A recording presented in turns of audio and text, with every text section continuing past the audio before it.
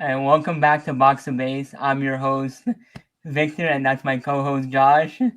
And we can ignore the fireworks for a second because we literally had no idea that StreamYard, the platform we used to record, does that. But we figured it out just minutes before starting our recording. That's a Uh, good one. That's a good feature. so I guess we might use that in the future, I guess. So yeah, we can start talking off, I guess, about the Marlins because they had a pretty interesting road trip. They went 2-3 overall.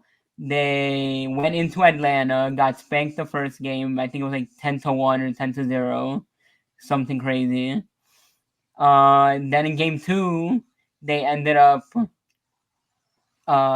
shutting out Atlanta, if I'm correct, with Cal Quantrill surprising all of us, you know, and uh, and all that. So that's pretty cool, Quantrill bounced back and actually gave us 5 good innings, I believe it was. And then the last game, the Sunday game, which was supposed to be Sandy, got rained out, and he has not pitched since because he is on the paternity list. Congrats to him, I guess, because he's having a baby daughter. And then, Was on the paternity list. yeah, Was. and then we went into New York, and overall, I guess you could say not a great series because we lost the first two. Game one, we lost 2-0, which I mean was horrible for both teams. It was a 2-0 game. Neither team really hit that well. Mets just happened to get 2 runs. Somebody has to win eventually, anyways. And then game two was a complete disaster. We can break that game down in more detail a little later. And then the final game, Max Myers, who's been the best Marlins pitcher thus far, I would say, this season. He's shoving. He's shoving right now. He is shoving. He's And shoving. he pitched, like 6.1, 6.2 innings of shutout baseball. I mean, we shut them out. Last game, we And shut out the Mets. I believe it was only during his portion of the game at least. I believe they only got one hit. Yeah. I believe it was Lindor who got the hit, and we shut them out 5-0. So, I mean, let's start at the beginning of this road trip in Atlanta. Any like takeaways there? What do you have? I think I want to say this to start. All in all, you can't complain about this road trip. There was definitely some lows. You don't want to see the 10-0 loss to Atlanta, and you don't want to see the 10-4 loss to the Mets. So it can't. I would prefer the losses to not be, complete spankings. However, I would say that at 2-3 in the road trip, you won some games. The both games you won were shutouts. Pitching was great, and you had.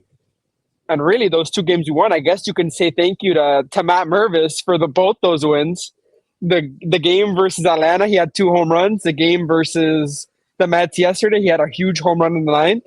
So, I mean, all in all, 2-3, and I believe we would have won that Sandy start in Atlanta. So, really, if you want to think in hypotheticals, you could even say possibly 3-3. I would have taken it. I'll take 2-3, even though I was not happy with the two losses. But it is what it is. Yeah, I mean, because I think probably, I mean, you can't have two better wins on the road, to be honest. I No. mean, what, two shutouts, and those are your two wins, and I mean, by two pitchers, I mean two starting pitchers that necessarily aren't well. With Quantrill, you Well, expect him well. with Quantrill, you expect him just to be an inning eater. You're not sure exactly where you're gonna get every time he's out there. And with Max Myers, it's kind of like, what is he gonna show? That step forward after coming off of surgery, last year. And then last year he had a bit of an odd year getting sent down early and stuff. But I mean, he's here and he was what, a first round draft pick, I believe, when we I drafted him. believe it was, yeah. So I mean, so far he's what, thrown 18 innings. He has a 2 ERA. You So can't. You can't ask for any more from the guy, and you can't ask for any more than the guy, than what the guy's doing, especially with what the other pitchers are doing, excluding Sandy, of course. He's a bona fide superstar, but you know, it, you can't really ask more from him with what the rest of the guys are giving you. And I think that's a good segue into talking about the Braves series, talking about the Mets series, because I think that within those three losses, the glaring issue to me at least was pitching. I would say a little bit of that, yes. I mean, who I'm trying to remember again who went in game one versus the Braves. Well, no, game one versus the Braves was Myers, but I'm more so talking Yeah, about pitching in general, because then you know when he left the game, it was 3-0, and then the bullpen came in and got absolutely blown up by the Braves. definitely. But I think I'll be honest, I'm not that tremendously worried about this bullpen because starting pitching has given us enough, like not anything amazing, but I feel like they've done their job. We've had Bayoso starting in spots he wasn't even bad in his outing versus the Mets. Quantrill, yeah, he got beat up in his first outing, but his second outing versus the Mets versus the Braves was way better. I mean, I'm not saying to go out there and expect Quantrill to pitch you a shutout every time, but if he can give you 5 innings of more or less similar type of stuff, then you're taking that all season long. And who knows? I mean, maybe he does that enough to get traded at the deadline for something. Who knows? You know, I think I'm kind of gonna agree to disagree here, because it's like, yeah, I know Gillespie and I know that Bayoso are supposed to be like fill-in spots, and eventually you're waiting for Cabrera until he gets out with a blister again. You're waiting for Weathers, and you're waiting for obviously now Sandy to come back from paternity, and obviously into the All-Star break you're waiting for Yuri as well. Yeah, But you know, in a season like this where at least either Gillespie or Bayoso is gonna. I mean, they already sent down Bayoso for Sandy, but yeah, in a season where Gillespie's probably gonna stay up and pitch until Weathers comes back, which God knows when he's gonna come back. But in a season like this, I understand they're young guys; they're just trying to work through the innings. But it's like, for example, that game where we lost 10-4 to the Mets, I believe Gillespie pitched, I think it was 3.2. I don't think he even finished the fourth. So it's like when your guys are not giving you the innings and then you're eating up the bullpen, and it's like then the guys come out there and they pitch a disaster the next day. And it's like, there has to be a certain point where you're like, okay, well, if you're just gonna have to eat it. Like, you're gonna have to get up there and you're gonna have to struggle, because I've and I'm just concerned with some of the decision making, and there's a whole other conversation that we'll get into later. But I'm concerned with some of the decision making that the manager has been making up to this point, and the last thing you want to do is leave the game in the decision of the manager, because I feel like as of right now, that isn't in our best interest. I I think he's been kind of just in tough situations, with some of this starting pitching. I I understand. I mean, first of all, some of it you can't really put on him. Like one guy who I'm gonna point out that I'm very disappointed in, and he was way better for us last year, and he hasn't been great at all. Is Calvin Fauché. Last year he was good for us. I don't think he gave up a single home run last year. I think he was pretty decent overall, and I honestly expected him to kind of continue that in 2025 and potentially win the closer role. He hasn't done any of that. He's been horrible. And it kind of screws over a manager when you have someone just that bad in your bullpen because I know McCullough wasn't here last year, so he really only has the numbers and maybe video and whatever other info they give him. But it's like you need someone like Fauché to step up and be better. Yes, but at the same time, it really it boils down to just decision making. Like for example, you know, we talked about it off pod. We talked about the situation with Pete Alonso, and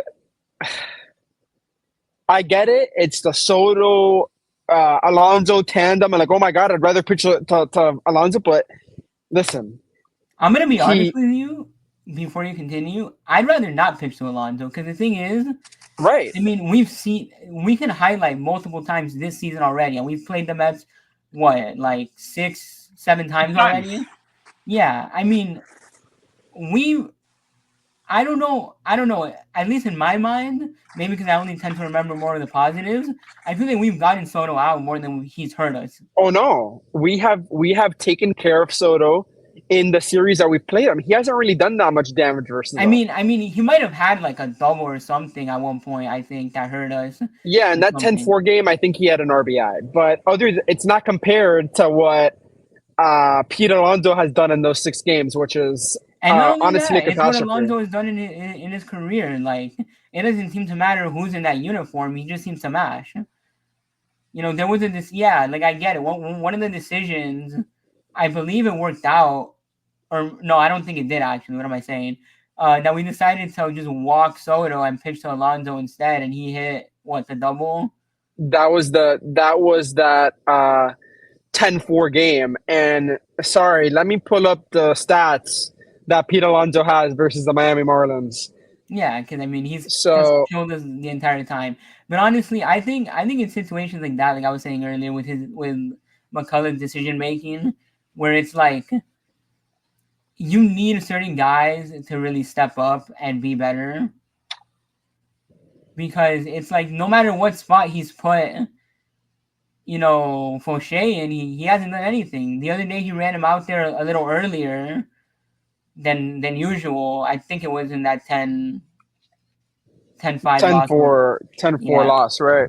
Yeah, he brought him out there a little earlier than normal instead of late inning, and he didn't even get out of the inning. He didn't. And I just, by the way, I looked it up. In 6 games versus the Marlins, Pete Alonso has 12 RBIs this year. This year versus the Marlins, 12 RBIs. He's been most of what's hurt us, because Lindor hasn't. Juan Soto really hasn't. Nimmo, what He's had a few. He's had a few whatever hits there, but like the perfect examples were just referencing with the situation with Juan Soto and Pete Alonso coming up in that big moment. Derek Hill just shortened the margin. He hits that huge home run. The game goes from 6-2 to 6-5. Now, I believe it was Fauché again. He gets into a bit of trouble. There's 2 men on base, and he decides to walk the bases loaded to face Pete Alonso. And those are the things that's like, he did a similar thing, he did a similar thing in the last series too. And it's like we said, how many times do you have to get burned to learn to not touch the stove? Yeah, I mean, I just don't know what to do with someone like Fauché right now, because even in that one spot that he put him in earlier in the game, he didn't even finish the inning. So it's like you that's somebody you'd hope to get back on track. He was good for you last year. You know, he's somebody you wanted to use late in games. I believe in that Pirate series he came out and closed. He was supposed to be the closer, right? Yeah, or he came in, in ninth inning or eighth inning situations as the assumed the closer of this team. Which now it seems like they're letting Bender be in that closer role now. Which Bender has came up big in spots. He's been good this year. He's been good this year. So we'll see how that continues. Hopefully, I don't want to jinx anything, but going in, because we're recording this on an off day for the Marlins, so going into the National Series, which we'll get into that stuff a little later, that hopefully he can, someone like Fauché can really get it going. I mean, other than him, it's really just been Soriano, but Soriano's just there to freaking eat innings, and as soon as somebody's ready, I think, because we have a few injured pitchers, if somebody's ready, they're gonna send them down and take a spot. But right now, I don't think there's really anybody that they want to fill that role with.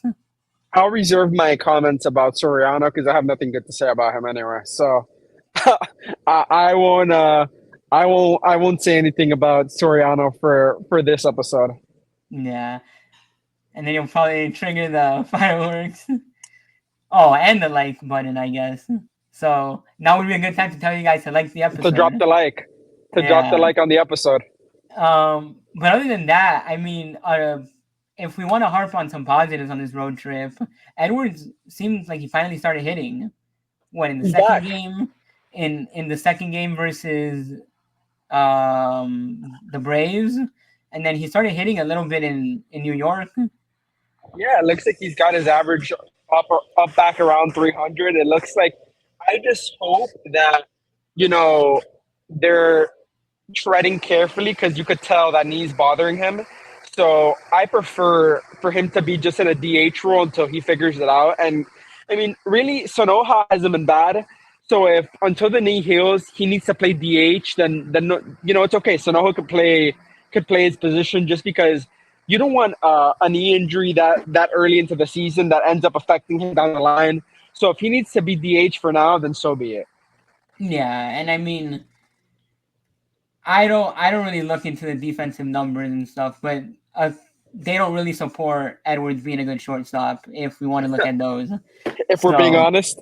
yeah, if we're being honest about it, because I mean, so we'll see. That'll be more long term though, because we'll see where the team goes in that Yeah. regard. Do they want to keep him at shortstop or not? They have a few guys, in their minor leagues, namely Max Acosta, who they traded in the Jake Berger trade.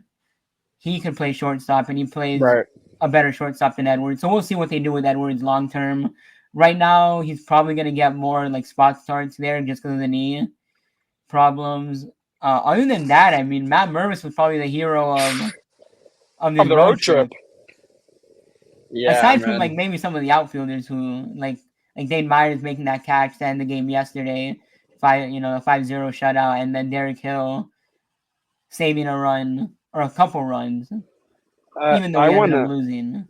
I wanna say, man, because I know I mentioned the negatives a lot, but I want to say, excuse me while I grab the lighter to light this candle here. I want to say that Matt Mervis has been exceptional and was exceptional in that road series, in those two road series, because listen, everyone knows the talk about how everyone on anyone on Twitter knows that the talk of the first series was how bad Matt Mervis was at the plate. So for him to come back after all that, and he had a pretty damn good road trip. I mean, So I'll tell you right now what his stats are looking like, but the only thing he needs to work on is his strikeout rate because I think it is above 40%. but let me tell you something about Matt Mervis, right? He could strike out. His strikeout rate could be 70%. But if in that 30% he hits a home run and he gives us 35 home runs this year, I'll be okay with it. Because I'm trying to look right now. Yeah, because he has I know at one point he was batting, I think, near 300. I know he has like an 889 or something like that OPS. So he's been pretty decent for us. He's been pretty damn good, man. He's been pretty damn good. And I mean, honestly, he was the hero of that road trip. He had those two huge homers versus Atlanta, and he had that huge homer yesterday in the game in the ninth inning. So listen, man, yeah, the K rate might be high, but like I said, if he's gonna hit 30, 35 home runs, then man, by all means, keep on with the 40%. Yeah, I mean, we'll see overall where it's at. So right now he has a 40.6 strikeout rate. He's only walking at a clip of 6.3%. And his slash line is 276, 313, and he's slugging 586. I currently don't see his OPS listed here. I don't think Fangraph supports OPS, I guess. I think it was Um, somewhere around 900 though. but I mean, we'll see how he continues to play over time. He's still a fairly young player. I mean, he's only played 2 seasons with the Cubs before being traded over, so I think he has enough time to develop. More than enough time for him. And I guess we can go ahead and look ahead at what's next because, as I said, we're recording this on a Thursday, an off day for the Marlins, and then tomorrow when this episode is out, they will be at home versus the Nationals and then the Diamondbacks. Now, the Nationals haven't looked very good. I don't think they have a very good record. They're 5-7, so not horrible. They have right now a -5 run differential, so they're not all that great. But all of a sudden, they freaking took a series from the Dodgers, and a pretty competitive one at that. I would And say. and I wouldn't even say competitive because that game versus that last game they had, I think it was a blowout where James Wood hit the 2 homers. So they took 2 out of 3, and yeah, we could say. I mean, Mitchell Parker that ruined my parlay just a couple weeks ago. I checked his stats, and he's 2-0 with 12 innings pitched, and his ERA is at 0.70. Yeah. So And on top of that, we get to face them tomorrow night, and we get to face him tomorrow night. So you know what which I mean? which I think in the last few years, Marlins haven't had a good track record versus lefties. So that's probably going to be another problem there. Hopefully not. So if we were looking to see a Matt Mervis home run tomorrow, you probably won't see it. And he probably won't. He probably would not Won't be the. play. Yeah, he probably won't play because we're facing a lefty. This team loves their matchups. That's for He, sure. if you're watching this podcast and you're excited about Matt Mervis after what we just talked, don't expect him to see. Don't expect to see him in the lineup today.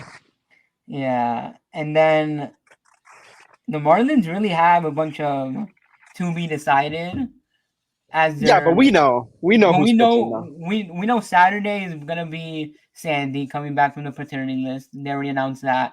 I don't really know what it's gonna be tomorrow. It could possibly be Cabrera because it seems like he's gonna be Well, back in the National Series. they're saying tomorrow is probably going to be Gillespie, and then Cabrera is going to pitch on It would um, have to be Sunday then. on Sunday. Cabrera's going to pitch on Sunday. I Yeah, think is what I had read. and then we'll see what that rotation looks like with him back.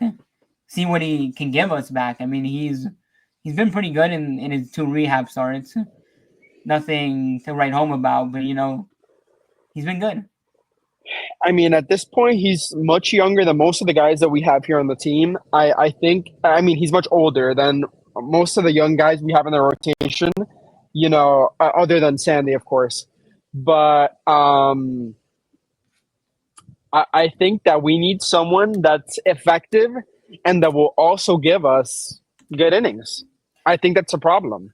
And I also do want to mention, now that we're bringing up Cabrera and he's one of the players coming off of injury, we did see in the Atlanta series, at least, I didn't notice it in the Brave series, I mean, in the Met series, but in the Brave series, they didn't show Connor Norby was taking ground balls at third. So, you'd hope he's closer than not Ladies to and coming back. gentlemen, that means that Jonah Bride might go to the gulag soon. And that would be great for this team because I mean he's done nothing. And I don't think there's any stat you can find me right now on Jonah Bride that supports anything about him. So You sincerely can't, and I mean for all the Jonah Bride believers, I will have you say that I will hate to tell you that it's not going to get any better before it gets worse. yeah, because I want to point out that his ex WOBA, which is what determines hard hit rate and results based on the same type of hits, that other players I guess have gotten around the league. He's only has a 228 ex WOBA. So that means he is clearly producing at the rate he's producing because he's not playing good. He's just not playing well. I don't know if he's not seeing the ball well. I honestly don't know what could be done to possibly, right the ship after what he's done. But hopefully, if he's gonna continue being on this lineup on the bench, maybe I hope that he turns it around soon because man, he's just eating up a lineup spot right now, man. It's Because what's not gonna happen, effective. what's most likely gonna happen is with Norby coming back, is that it's most likely gonna be Graham Pauley who gets sent down because he has the option and he's like one of the younger players and they want to let him develop more. You would hope that that means someone like Bride gets a reduced role on the bench and maybe becomes a spot starter. And I mean, you have Wagaman who I was taking a look at his stats, and honestly, his stats seem to want to indicate that he's been rather unlucky compared to what his actual slash line reads. So that means he's hitting the ball hard and simply not finding spots for the ball to land. So I mean, there's that with with You know, with I'm not 2020. a big advanced stats guy. I think that I think it's just all about I've never been into analytics. I think that the whole thing that the Marlins, are doing with the whole matchups, like for example, not to go back to it, but what happened with Pete Alonso and Juan Soto. Oh, I didn't want to I didn't want to pitch to Juan Soto because it was a righty pitching to a lefty, but I want to pitch righty, and I end up burning you anyway. I think that the analytics side of baseball, which not every team does, but some teams do it. I think that I don't know, man. I think that you're playing how you're playing, and there's no deeper meaning to it.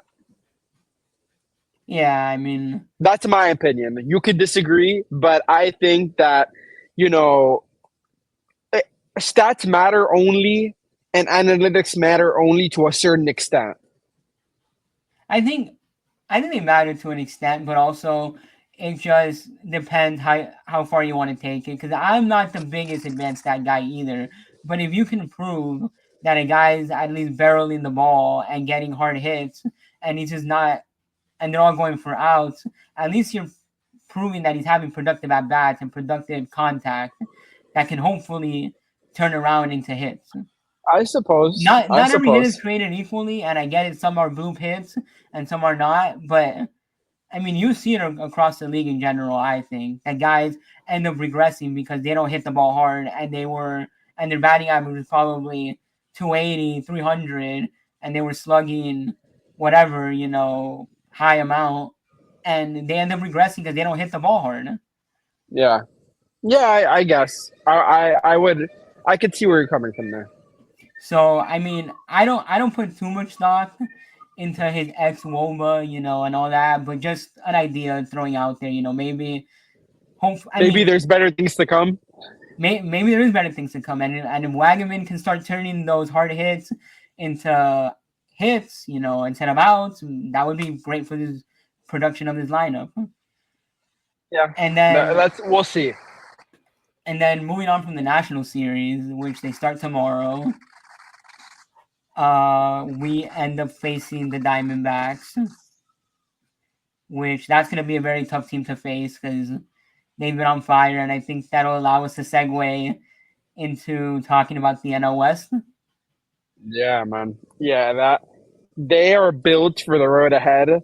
I think that the Diamondbacks and literally any other division could compete for first place, but it's like, they're a tough team because of their situation. When you're in a team with the Giants, the Padres, and the Dodgers all in one, uh, I think that you're poised to beat anyone around the league. Such as I always have had the same opinion about the Red Sox. I've had the same opinion about the Blue Jays. Those are teams that, because of their division, it makes them better. Yeah, because I mean, if you want to win in that division, you have to build You strong have to be good. competitive teams. You have to be Yeah, you good. have to be good and build strong competitive teams. I know they recently beat up on the Baltimore Orioles, who had a horrible series versus them. I believe they Which shut him out in one of the games. What's funny that I also wrote a note about the Orioles as well because but we'll get to that. Just let's finish the note on the Diamondbacks. Yeah, I mean they're just an overall strong team. They have great pitching. Corbin Carroll, I believe he had a bit of a down season last year after winning Rookie of the Year, but this year he's just on fire. He's already hit 5 home runs, and I saw a stat somewhere where it said that it took him like 90 plus games to get anywhere near that last year. So I don't know if this guy is unlocked something new, like they found something in his swing and he's hitting the ball harder, What are you alluding to? What else did he unlock? What else did he unlock? hey, maybe he unlocked the juice ball. The juice ball made its way to the Diamondbacks and he has 5 homers They already. just got they just got a nasty they got a nasty team, and like I was saying, I believe in the first episode of the pod, Ketel Marte and Corbin Carroll, that duo is disgusting. They just got a good team, man. They got a good team, and they have to be good because of the division they play in. Yeah, and then if anything, I think the Giants are kind of like a surprise team in a way. Not Yeah, necess- nobody thought. not necessarily that people expect them to play bad, but nobody thought they'd be 9-3 good. They were 8-1 at one point. I know. I I know. mean, they're playing out of their mind, and that's with the fact that certain guys like Willie Adames, who they signed in the offseason, has not really been playing that great. I don't know. I know Willie Adames hasn't been playing too great, and I believe also Matt Chapman isn't playing the best either. They got good pitching though.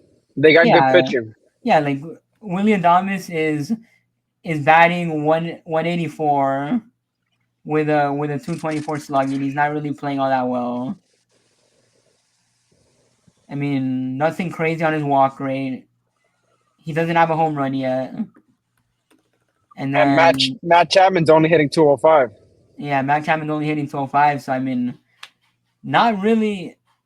Those are two big players for them that are not really playing all that well. But when you But got guys, Yastrzemski's hitting 342. Yastrzemski's hitting 342, I believe. Also, Jung Hoo Lee got injured for them. Yeah, I did see that. I haven't looked into what kind of injury he got, but I believe he also got injured for them. So, what, is he gonna become an injury riddled player with his time in the MLB? We have to see. But I mean, it's kind of like they have good pitching, and it's guys that are coming up strong for them. That aren't necessarily like they're big star power guys, but when you have good pitching with Logan Webb, Hayden Birdsong or whatever his name is, It and they converted Hicks, who was a former reliever, into a starter. That's worked out for started. them. I mean, I don't know. I don't know. I mean, it's I guess a good recipe to succeed out there. And as baseball fans, that we're waiting for that Dodgers Giants series that eventually comes since they're division rivals. Those are always fun to watch too. Yeah, those are always fun to watch, and they always get a little heated depending what goes down. It's gonna be fun. It's gonna be fun. That whole division's gonna be fun, and we also gotta wait for that, that Padres Dodgers series because that also gets heated too.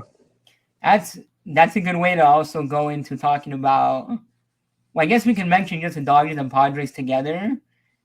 Both of those teams have dealt with injuries big time. I Yeah, know I know that the Dodgers have dealt with injuries to their pitching staff. I mean and recently and Blake and Snell went down. and you're missing Freddie Freeman too. Yeah, Freeman. What You know, ever since he slipping in the shower. slipping in the shower, and I don't think he's played since. Yeah, he hasn't played since.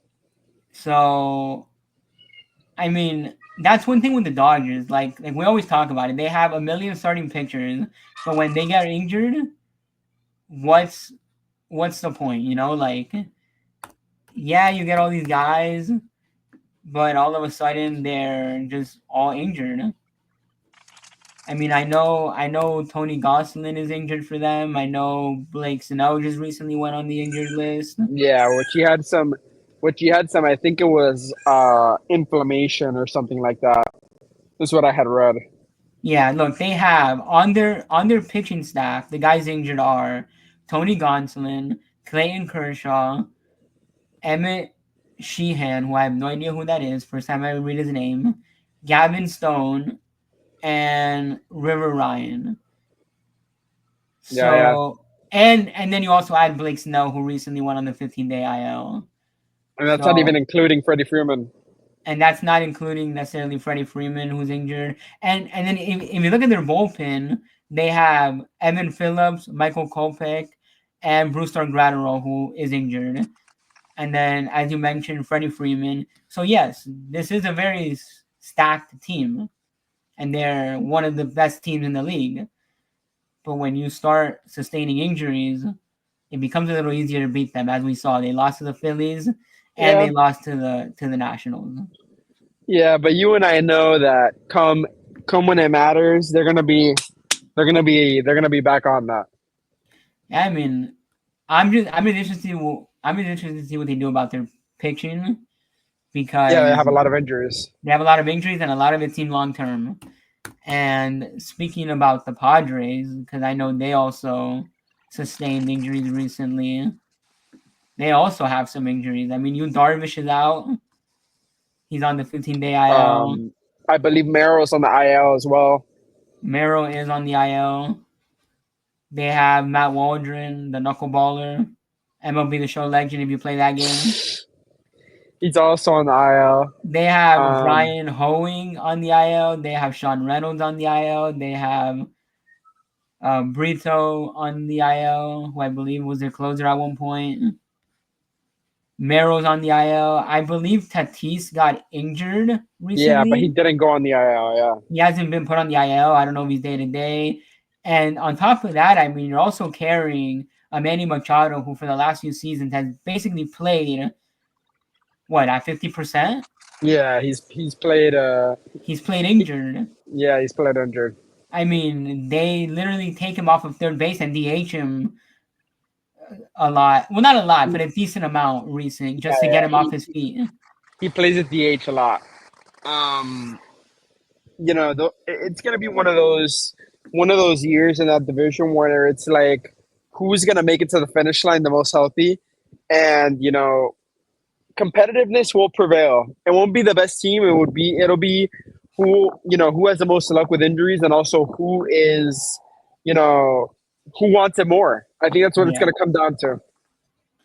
So I'm just gonna throw out a question out there, and for the viewers out there watching, and just ask, who do you think is right now, with all the injuries accounted for, with all the current state of every team, who do you consider the strongest team in this NL West? Because I mean, I You're would asking have me? I'm just throwing it out in general. If you Yeah. want to say a team, if you want to give out a name, Right now, I think it's, and I mean, I feel like we always have the same conversation with this division because the Dodgers are known to start weak, but if you were asked to ask me who's the most competitive, I think it's the Padres right now. yeah. I mean, I would I say would Padres. I would have to agree, but honestly, I think in terms of just overall strength of teams, I mean, I can take a look at who's injured for the Diamondbacks right now. But in terms of that, I'd probably have to give it to them because they probably have the least amount of injuries right now. Probably. Like if they were to play each other in back-to-back-to-back series, all those four teams, I mean, because you have what, Kevin Ginkel's injured, Kendall Graveman, Jordan Montgomery, who by the way is a horrible contract for the Diamondbacks. Cattell Marte on the 10-day IL, which is probably the biggest thing that hurts them, but it's still not the worst thing for the Diamondbacks because it's the only hitter they have injured right now. So I Yeah, mean, but you know teams like the Padres and the Dodgers, they just find out ways to win.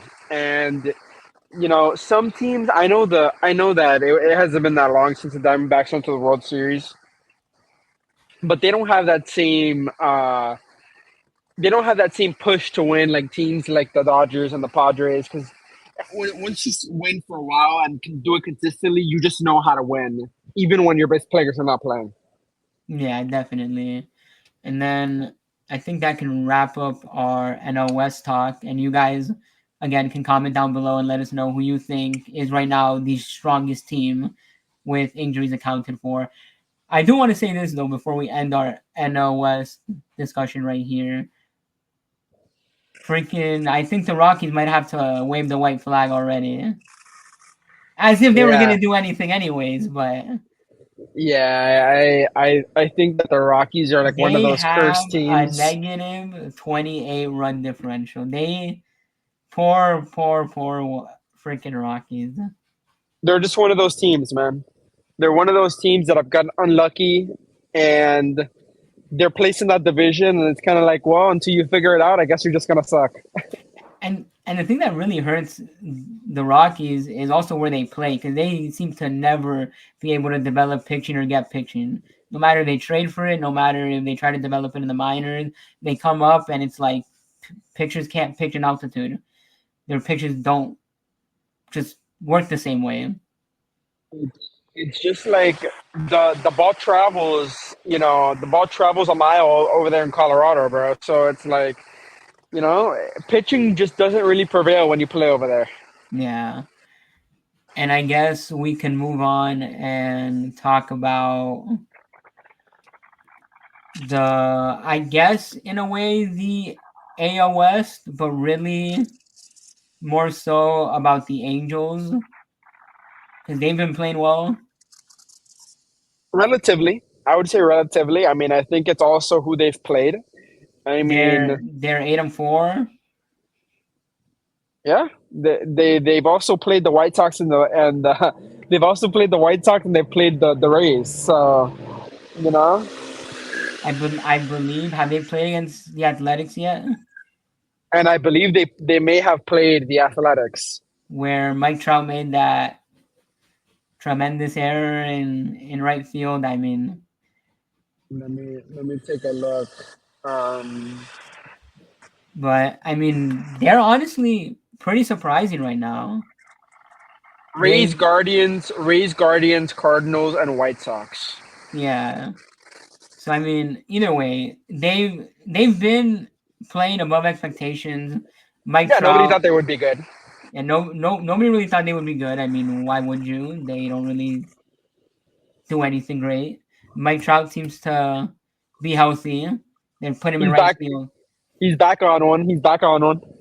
Yeah, he's back on. I mean, we'll see where where he's at overall. His slash line doesn't look too great overall, but he has what, 3 home Three runs right now. homers. So I mean, we'll see what kind of season he has. It seems up to now, compared to how the last few seasons have gone for Mike Trout, that I mean he tends to get injured earlier than later, and I think he's kind of prevailed a little longer this A 2025 little. season. He's made it through the first 12 games. So I mean, knock on wood and pray that he stays healthy because a healthy Mike Trout is freaking fun to watch. He's a fantastic player, man. He's one of the best that has ever played in this game. And again, as we talked about in the opening day pod, if it wasn't for injuries, bro, we'd have a lot more to say about him. Yeah, and I mean he's playing right field now, as has been noted, obviously, and so hopefully playing right field instead of center field keeps him healthy more. I haven't Yeah. really looked at how they're using him, but I would imagine they're probably DHing him a little bit more, or you would hope Um, they are, anyways. I would have to you look would at their hope so. lineup. Yeah, because I haven't really studied the Angels lineup, so I can't really tell you how they've been using him. But and not just mentioning Mike Trout because I don't want to highlight him only. They're not there just because of him. Also, Logan O'Hoppe has freaking turned into what, one of the best catchers in the MLB all of a sudden. No, and let's also highlight that crazy game that they played today, where Joe Adele hit 2 home runs in the same inning, Yeah, which is Joe Adele honestly has been a disappointing player through most of his career, but he's he seems to be putting something together finally. they absolutely crushed the Rays today, 11-1. They Joe Adele had 2 homers, Trout had 2 homers. The pitching went well. So that's maybe you could argue it's just the Rays. Maybe you could argue that the Angels are actually good this year. Yeah, we'll have to see because that division is kind of similar to us talking about the NL West, but kind of on the opposite end of the spectrum. It's wide open for anyone to take. I mean, the Rangers look like the strongest team, but I think it's going to be about who gets hot at the right moment to take that division. I agree, and I'll tell you what. I don't know if you said it on the opening day pod, but the take of the A's possibly making the playoffs this year ended up being a ice cold take based on how they've been playing. So I'll tell you one thing. It Yeah, definitely won't be the A's. It definitely won't be the A's, but it may be between the Rangers, the Astros, and the Angels.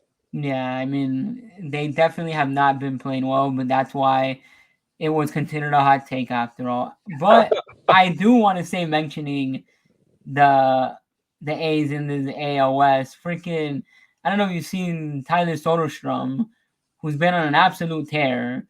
He has what, the same amount of home runs as Aaron Judge? Him and Judge are tied at 6. I mean, I can't wait for the Marlins to get out there because that'll be when I really focus on that stadium. But I've heard apparently the ball flies out there in Sacramento because it's hot, it's Ball's humid. flying. I think on opening day they gave up like 18 runs. It looks like the ball's flying, but not for the Athletics.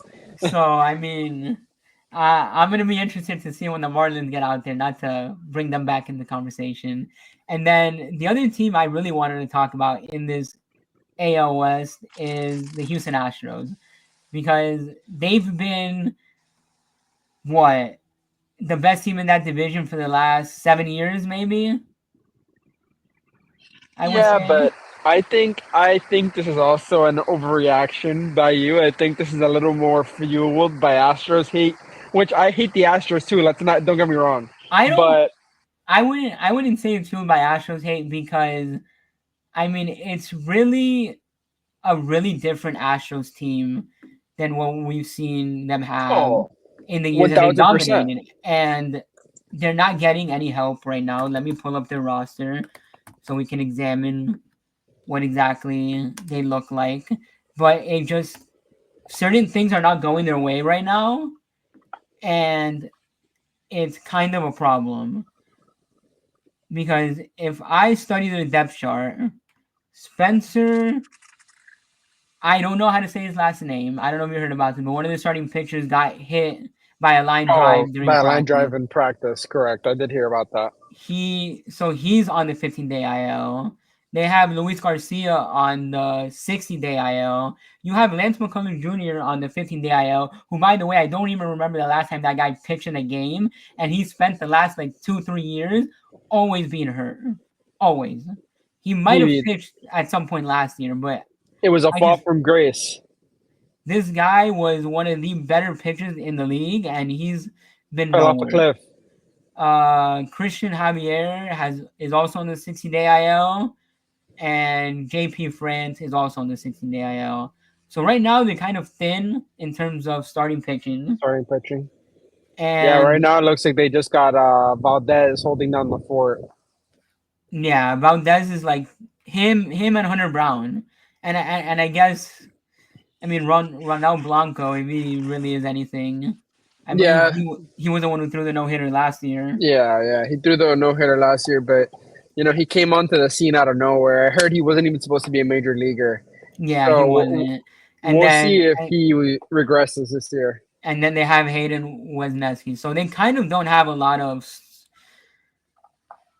They're hurting on pitching, at least on the rotation. And They funny are. enough, I want to say this because I'm looking at their bullpen right now. They have uh Marlins legend Steven Oker in their bullpen. That's what I'm talking about. That's Marlins a legend right there. So that's kind of funny to me. And then other than that, it's really just been guys like Christian Walker is not playing well for them. I know that much. I can go look up his stats right now, and he's No, not and really. and and they're just hurting it as well. I mean, they don't have Kyle Tucker anymore. They don't have Bregman Yeah, anymore. he's batting 146. Christian Walker, Yeah, Cam they're Smith, who they traded who they traded Kyle Tucker and Ryan Presley for. I mean, he doesn't look like he's ready for the big leagues. They bless you, by the way. And then thank you. so Cam Smith doesn't look like he's ready for the big leagues. I'll tell you what he's batting right now. He is currently batting 200, so he doesn't look like he's ready. Jordan is not playing well either. That's another big one who's not playing well for them at all. And I mean, if you look around the league, Kyle Tucker's been playing out of his mind for the Cubs. He had a stretch where he hit 4 home runs in a row, I think. Well, not in a row, but in 4 games. And And then Bregman's also playing well in the Red Sox. Bregman is playing well. He recently earned Player Player of the of the week. Week. And somebody who looked like he had fallen off, George Springer, in the last 2 years since leaving Houston, Houston. is now playing freaking phenomenal. And I mean, I don't know about missing anyone else right now. Well, you're missing Correa, but he kind of sucks. So Yeah, I mean, he hasn't been that great for them nah, he hasn't. ever since. For the Twins, yeah. Jeremy Pena, who's the shortstop that replaced, you know, Carlos Correa, hasn't also been playing that well for them. I think it's a case of Jeremy Pena is who he is, and he's not necessarily the superstar player they thought he was. So I'm gonna be honest and say I think there is a possibility with this team where they could miss the playoffs because I just don't think they really upgraded in many places. I think that it's a when it's about time for a dynasty to end. Because listen, hate them or not, you got to call a spade a spade. The Astros are a dynasty. The run they've been on, they're a dynasty. Plain and simple. You can't slice it any other way. But you know, I think that whenever the dynasty is about to end, you're always there hoping, oh, is this going to be the year? Oh, is this going to be the year? Maybe hope. I hate the Astros, bro. I think that they scammed the MLB for several years. I think that they had fans on the hook they ended up winning things they didn't deserve. However, nothing will change the fact that the Astros were good, and maybe I got hate for this, maybe I don't, but the Astros were good even without the buzzer. Let's Oh, be honest with definitely, ourselves. definitely. They won the World Series after the buzzers were done. So, you know what I mean? I think And that it's not only that; they also had the pitching during that era too. you're right. So it's like, Unless you want to call it cheating, because that was also probably the same era of sticky stuff. right. But everyone was using sticky stuff, so So maybe this is the year, maybe it's not, but all those there's still players on there with playoff experience. So it's too early to tell whether they're gonna fall off or not. yeah, I think it's probably a little too early. You kind of give it till like June, July. When you see their first half, but we'll see. I mean, really, what ends up happening? I mean, even some of the guys that they acquired, like a Christian Walker, he has World Series experience. I mean, so he's not inexperienced in the playoffs. He was there when the Diamondbacks made it to the World Series. So I mean, I guess that's another thing. You guys can let us know in the comments below how you feel about the Astros team. Do you think Do you think it's over or do you think it's not? yeah? Do you think they even make the playoffs or not? I mean, because even if they make the playoffs, I mean, we saw them get bounced in the first round or in the wild card round last year, and it just looked like they got almost steamrolled by Yeah. by the Tigers. So we'll have to see. Another thing I wanted to add before we move on here to any next topic is I feel like a lot of these players from the Astros who were part of that core dynasty, I think a lot of them have left the Astros mostly because, I mean, like think about it like this, right? Carlos Correa was the first one who became a free agent, and he left, and it almost felt like he was turning the chapter on his career. Meaning, like I was part of a team that was outed for cheating. I'm gonna move away from that team. I'm gonna create two halves of my career. Meaning the half, and be something else. yeah, the half where I was labeled a cheater, and the half where it hasn't been as good, but I'm not a cheater and I'm on a different team and whatever. Bregman did the same thing. You know, he left when he became a Right. free agent, went to the Red Sox. You know, he's on the Red Sox this season. And it feels like maybe a similar thing. You know, I don't know if his was necessarily due to the cheating or not, as much as it felt like that with Correa. Bregman But didn't care about the cheating, bro. Let's be but honest I with I ourselves. think I think Bregman just saw he wasn't gonna get paid first of all, and second of all, he might have seen I don't like the situation in It's Houston. coming. I can see the dynasty or a run ending. I'm gonna go continue my career and try and win more in With another Boston, where team. you Yeah. know where Boston seems to be up and coming, and I would say he went to a team where in the next minimum 4 years, in the next 4 years, they're probably World Series champs. Most likely. I could see it. And then, I mean, same thing happened with Springer. He left as well when he became a free agent. Yeah. And not only that, but then they traded away Kyle Tucker. First of all, they don't even keep Bregman, and they trade away Kyle Tucker. Because what a lot of people were saying, and what was the sentiment was, you either are gonna pay Bregman when he becomes a free agent, or you're gonna pay Kyle Tucker. You're not gonna pay both. They were never And gonna do that, they lose both anyway. and they lose both anyways. Which, which is why I feel like it's kind of, I'm not saying it's a catastrophic fall off. I'm not saying they're gonna fall from grace and be bottom feeders and spiral out of control. I'm not alluding to any of that because I feel like they still have certain pieces on their team that can help if they develop properly. But I think that their dynasty run is coming to an end. Could be. Could be, but we'll have to wait, I think, at least another month to see more or less where they're at. And if we can judge it this quickly. Yeah, and that's again something you guys can go ahead and comment and let us know how you feel about the Astros this season and I guess their future moving forward. And And go go ahead, go ahead. ahead. You finish it up. Go ahead. I wanted to say this for our one last topic. I wanted to give one last topic just because I feel like this is a bit controversial and maybe I was hating and maybe we were hating about Sasaki.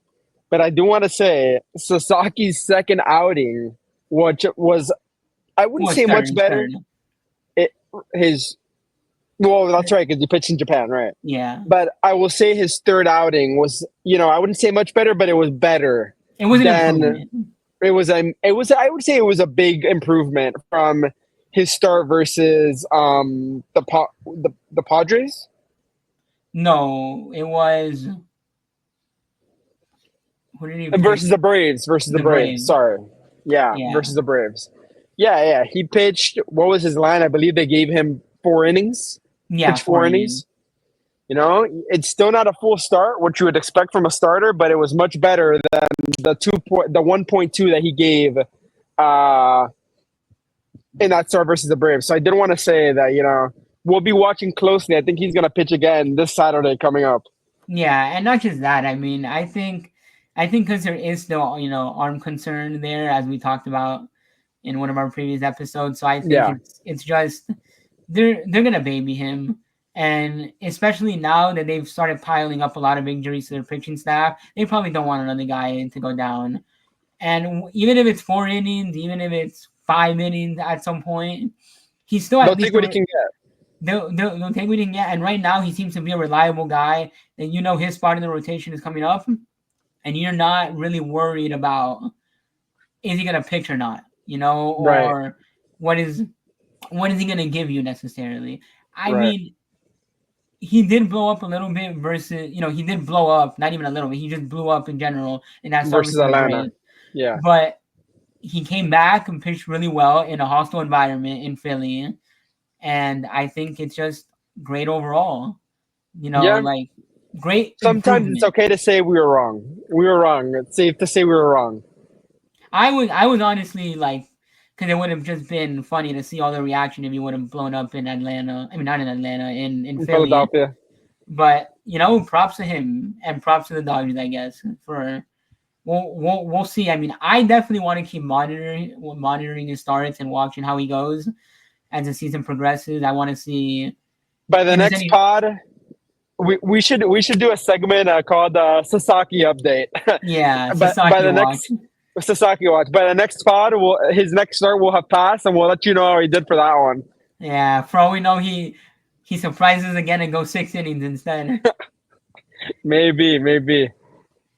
But yeah, and then I kind of want to do like a few rapid fire things right here at the end, and just kind of mention that Vlad Guerrero Jr. signed a 14-year, $500 million extension. I Which mean, good for the Blue Jays for keeping him. Which, by the way, let me tell you what a smart guy he is. Because it wasn't the biggest contract ever.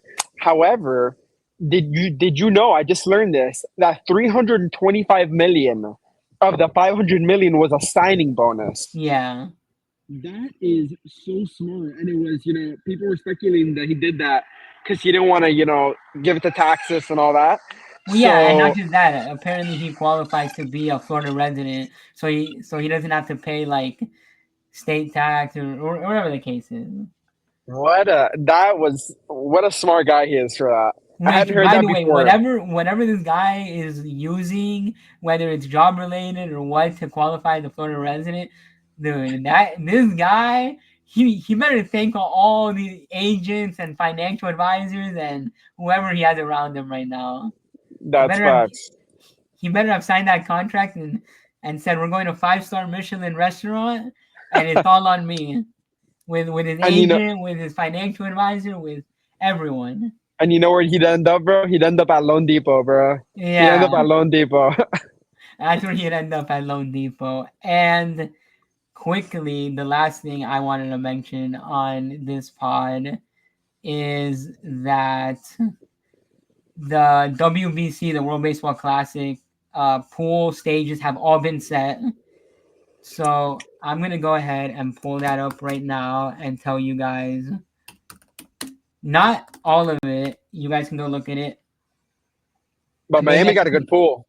the same time that you guys are reading this, but or watching this, I mean. But out of the qualifier teams that recently qualified earlier this year, Nicaragua goes back to Miami.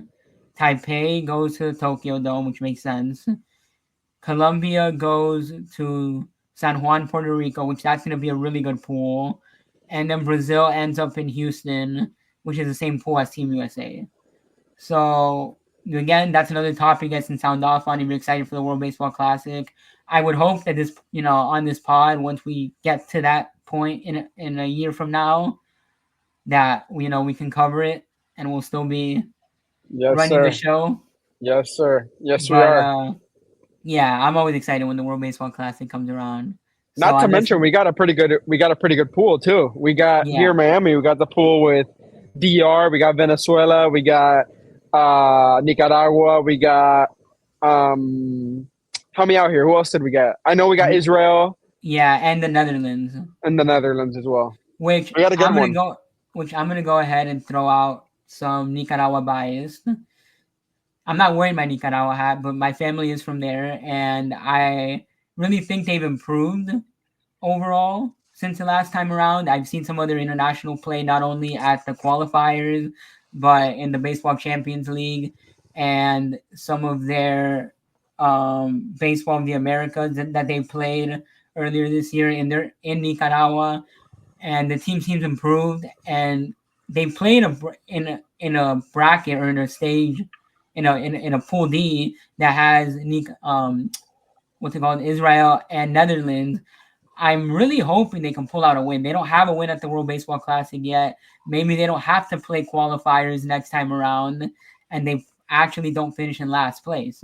I think they have a team that can beat Israel and the Netherlands if they play the same brand of fundamental baseball they've shown. As long as you guys don't have Viento start in the starting lineup, then maybe. Yeah, I mean, I was somebody who was harping on them getting Vientos, but dude, that guy came out and said Lindor recruited him for Team Puerto Rico, and right now he's been horrible after having a good rookie season last year. So keep him away from Team Nicaragua. I don't need a dirty man. I don't need another New Yorker on this team blowing games, bro. We already had Loizica blow our first our potential first win. Yeah. So unless you have any other topic you'd love to cover, I think we can close it I out. think we got it all. I think we got it all today. Yeah. So thank you all for joining us on this What happened to episode. the fireworks there, bro? What happened to the fireworks there? Make sure to subscribe. I definitely saw the fireworks, by the way. So yeah, make sure to subscribe. Thank you all for watching, and we will see you all next week.